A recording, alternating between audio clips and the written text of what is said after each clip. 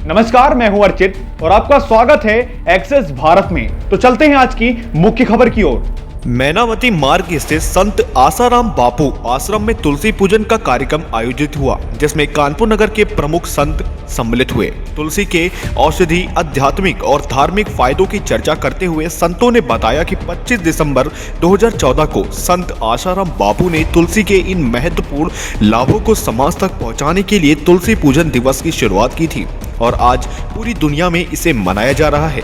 अंत में सभी ने तुलसी पूजन दिवस को विश्वव्यापी बनाने के संकल्प लिए हैं।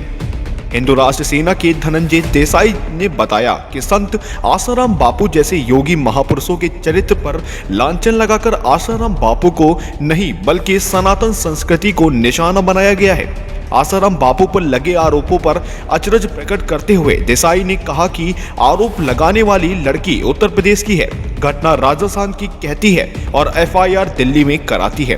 देसाई ने बताया कि आसाराम बापू को भारतीय रक्षा प्रणाली की उपमा दी गई है और समाज को सचेत करते हुए कहा कि आसाराम बापू संकट में बल्कि सनातन संस्कृति को ही निशाना बनाया जा रहा है।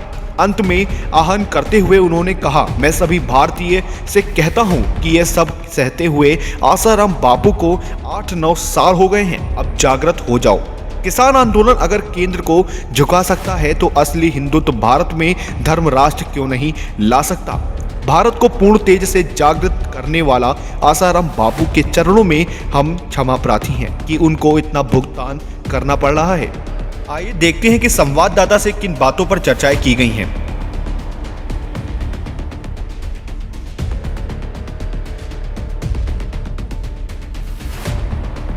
कार्यक्रम में आई थी तो हमने देखा कि कितना हमें अच्छा लगा और जो आसाराम बापू जी के अंतर्गत ही ये हुआ है, जो तुलसी पूजन हमारे यहाँ हुआ है। क्रिसमस डे ना बना के हमें तुलसी पूजन मनाना चाहिए, जो कि एक हमें नकली का हम एक ट्री ला के क्रिसमस का बनाते हैं, तो उससे सो अच्छा ही है कि हम एक लिविंग थिंग्स हमारे तुलसी माता को मनाया जाए, जो कि हम भारतीय संस्कृति में सबसे ज़्यादा महत्वपूर्ण माता हैं हमारी तुलसी माता। इनका कितना मेडिसिन्स में यूज़ होता है, कितनी औषधि के रूप में हम इनका इस्तेमाल करते हैं। तुलसी पूजन को बनाना चाहिए। इस कार्यक्रम में आज क्या आप पहली बार आई हैं? जी आज हाँ, हमारा पहले का जी हमें बहुत अच्छा लगा। इस कार्य खास क्या लगा? सबसे ज़्यादा खास हमें ये लगा कि हमारे बापूजी ने जो इस विषय को इतनी महत्वपूर्णता से उठाया और ये मतलब इस पे किसी ने भी ध्यान नहीं अभी तक दिया है, जो कि हमारे वेस्टर्न कल्चर्स में कितना ज़्यादा इसको अपनाया जाता जा रहा है और हमारी भारतीय संस्कृति में भी अब लोग इसको अपना रहे थे। इसके लिए बापूजी इसके विरोध में होते हुए तुलसी पूजन का उपयोग करवाया गया है कि आप तुलसी पूजन घर घर लगाएं और उनका पूजन करें। पांडे परम पूज्य संत आसाराम जी बापू के शिष्य आज ईसाई मिशनरियों के खिलाफ जो वो ईसाई लोग प्लास्टिक का पेड़ खड़ा कर देते हैं, उसकी पूजा वूजा करवाते हैं, वो उसके खिलाफ हमारे गुरुदेव ने ये तुलसी पूजन का आयोजन किया है, जो हिंदू संस्कृति को आगे जागरूक करने के लिए और महान बनाने के लिए। तुलसी पूजन का तो पर्व हमारे यहाँ बहुत सदियों से मनाया जाता है। तुलसी माता का महत्व तो बहुत अनगिनत है और लेकिन किंतु जो है हमारे गुरुदेव का जो उनके साथ घटना हो रही है वो चीज़ बहुत दुखदाई है। तुलसी पूजन, मातृ पितृ पूजन दिवस एक वर्णन नहीं कर सकता, आदमी इस विषय में सोच नहीं सकता। इतना बड़ा संतत्व ये सब ऐसे नहीं उपजता है कि तुलसी पूजन और मातृ पितृ पूजन दिवस वैलेंटाइन डे की जगह पे मनाना, ये सब जब आदमी की आध्यात्मिक उन्नत बहुत उच्च स्तर पे जाती है तो इस तरीके का कार्य करता है। लेकिन क्या है कि हम लोग हरिओम वाले सीधे साधे सज्जन लोग हैं, हरिओम हरिओम कर रहे हैं, राकेश टिकैत की तरह गुंडागर्दी नहीं कर रहे हैं, इसलिए सरकार हमारी नहीं सुन रही है। और हम लोग भी राकेश टिकैत के नक्शे कदम पर चलने लगे तो ये सरकार पैर छुए हमारे और बापूजी 1 महीने 2 महीने के अंदर बाहर आ जाए। लेकिन हमारे गुरुदेव ने क्योंकि हम लोगों को ये पाठ नहीं पढ़ाया, लड़ाई झगड़े का पाठ नहीं पढ़ाया, इसलिए जो है हम लोग हरिओम हरिओम कर रहे हैं और नहीं सुन रहे हैं। लेकिन ज़्यादा दिन तक नहीं कर पाएंगे, जब ज़रूरत पड़ेगी तो फिर हम लोग भी अब बहुत बर्दाश्त हो गया। रात दिन रोते हैं हम लोग, माताएं बहनें कोने में छुप छुप के रोती है। क्या क्या हाल है अंदर से, कितना 8-9 साल हो गए। एक बार बापूजी का शरीर शांत हो जाता तो हम लोगों को इतना दुख ना होता। जो बापूजी जेल में होने के कारण हम लोग दुखी हैं, अंदर से क्रोध और गुस्सा और दुख सब कुछ अंदर समाया हुआ है। हरिओम। बताया गुरु जी की प्रशासन से क्या मांग करना चाहते हैं इन सबको लेकर? देखिए मैं चाहता हूँ, और शांति तो बहुत दिन हो गई, अब शांति नहीं, अब क्रांति का मार्ग बचा हुआ है। तो शांति तो बहुत दिन मैंने विचार कर लिया है कि शांति नहीं, अब ये क्रांति से ही होगा। तो धरना प्रदर्शन, और अभी तो हम ये जैसा हमारे आगे संतों का दिशा निर्देश होता है कि अभी हम मौन धरना आगे देंगे, और जो भी करना पड़ा बापू जी के छुड़वाने के लिए हमको जो भी करना पड़ेगा वो हमको जैसा दिशा निर्देश होता है और हमारे पूज्य संत जैसा कहते हैं वैसा हम आगे करेंगे। आकर के 25 दिसंबर जो कि एक हमारी सनातन परंपरा में एक नई कुरीति आती जा रही थी कि हम 25 दिसंबर मना रहे हैं। 25 दिसंबर का हमारा कोई पर्व है ही नहीं। 25 दिसंबर पे इसीलिए बापूजी ने आज से 10 वर्ष पहले, संत पहले ही पूर्व आभास हो जाता है संतों को, इसलिए उन्होंने 10 वर्ष पहले तुलसी पूजन का विधान डाल दिया था कि आगे आने वाली जो हमारी जो पीढ़ी है, जनरेशन है, वो सत्य मार्ग से कहीं विमुख ना हो, इसलिए तुलसी पूजन की परंपरा रख दी गई। और तुलसी तो औषधि भी है, तुलसी बहुत ही लाभकारी है। तुलसी कहीं अगर हम भगवान का भी भोग लगाते हैं तो उसमें भी तुलसी का पात्र, और जिस समय मनुष्य का अंत आता है तो तुलसी के द्वारा ही मोक्ष मिलता है। इसलिए मैं अपनी बात को बड़े थोड़े ही शब्दों में समाप्त करेंगे।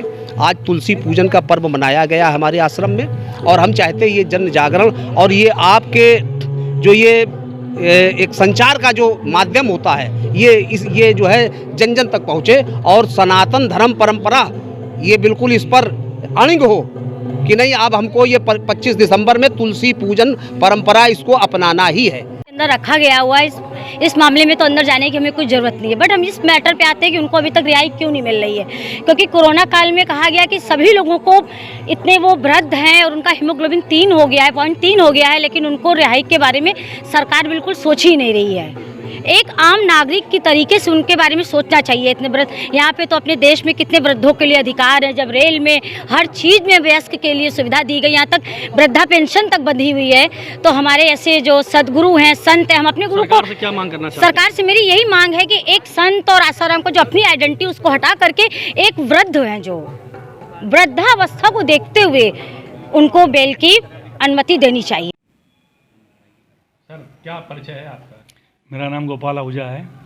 संत श्री आसाराम बापू जी के शिष्य हूँ, उनका फॉलोवर हूँ मैं।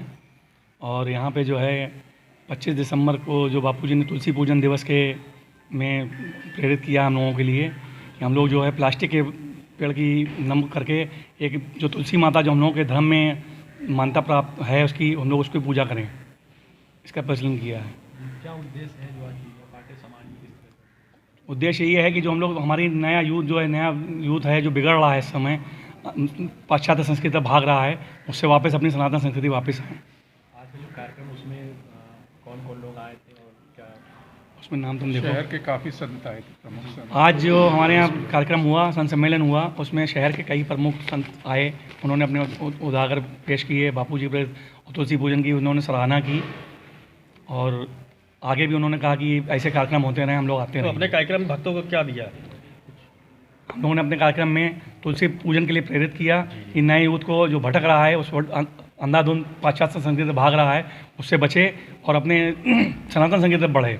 बापूजी 8-9 वर्षों से जेल में, उसके लिए आप लोगों ने क्या सेवा की और क्या उसके लिए क्या कहना चाहते हैं आप? बापूजी जो जेल मंदिर में इस समय हैं, वो न्यायालय प्रक्रिया सबको मालूम है कि किस तरीके से चल रही है और क्या हो रही है। क्या माना जो किसी साजिश की तरह फंसाया गया? वो सीधी सी साजिश अब तो पूरी दुनिया मान रही है कि साजिश तहत उनको फंसाया गया है, न कि कोई उनके ऊपर कोई आरोप सही हो पाया है। इसमें बड़े बड़े सुब्रमण्यम स्वामी जैसे लोग भी इस केस में लगे रहे, उन्होंने तक कहा कि बापूजी निर्दोष हैं। अच्छा, अब आपने कानून व्यवस्था की बात की, तो वही POCSO act Bharatiya Janata party के कई नेताओं पे लगता है, उन्हें तो बेल मिल जाती है, लेकिन बापूजी को ही बेल क्यों नहीं लगती? क्या इसमें आप क्या कहना चाहते हैं? बापूजी के मामले में देखिए, अगर प्रारंभ से बापूजी का केस देखा जाए तो इसमें ईसाई मिशनरियों का मुख्य रूप से इसमें हाथ रहा है बापूजी के मामले में। और सनातन धर्म के लिए सबसे ज़्यादा अगर भारत देश में सनातन धर्म का प्रचार किसी महापुरुष के द्वारा किया गया है तो परम पूज्य संत श्री आसाराम जी बापू जी के द्वारा किया गया है। जैसे इसीलिए और देखिए वर्तमान सरकार के ऊपर मुझे लगता है किसी प्रकार का दबाव है, क्या है, जो कि आज बापू जी 9 वर्षों से जेल में हैं और एक भी आरोप बापू जी के ऊपर अभी तक सिद्ध नहीं है। मगर वर्तमान बापूजी अस्वस्थ भी हैं, कोरोना पीड़ित भी रहे, उसके बावजूद बापूजी को एक दिन की भी बेल नहीं दी गई। वर्तमान सरकार को और भारत देश की न्याय व्यवस्था को बापूजी के केस की तरफ फिर से अपनी निगाह करनी चाहिए, अन्यथा इसका खामियाजा वर्तमान गवर्नमेंट को बहुत खराब भुगतना पड़ सकता है। आदरणीय हमारे भारत देश के प्रधानमंत्री जी अच्छी तरीके से जानते हैं कि बापूजी के सत्संग में जाके बैठते थे और बापूजी क्या हैं, बापूजी के द्वारा कैसे कैसे देश के उत्थान के लिए कार्यक्रम हुए, अभी भी चल रहे हैं। बापूजी जेल में हैं, 9 वर्षों से जेल में बंद हैं और बापूजी अस्वस्थ हैं, उसके बावजूद बापूजी के द्वारा सनातन धर्म को ऊंचा उठाने का सेवा कार्य हो रहा है। 14 फरवरी के दिन मातृ पितृ पूजन कार्यक्रम किसी के जहन में नहीं आया, भारत के प्रधानमंत्री के जहन में भी नहीं आया, भारत के राष्ट्रपति के जहन में नहीं आया। मैं पूछना चाहता हूं भारत देश के प्रधानमंत्री जी से कि ये प्रेरणा आपके मस्तिष्क में क्यों नहीं आई? आप ऐसा क्यों नहीं समझ पा रहे हैं कि बापूजी एक ब्रह्मज्ञानी महापुरुष हैं?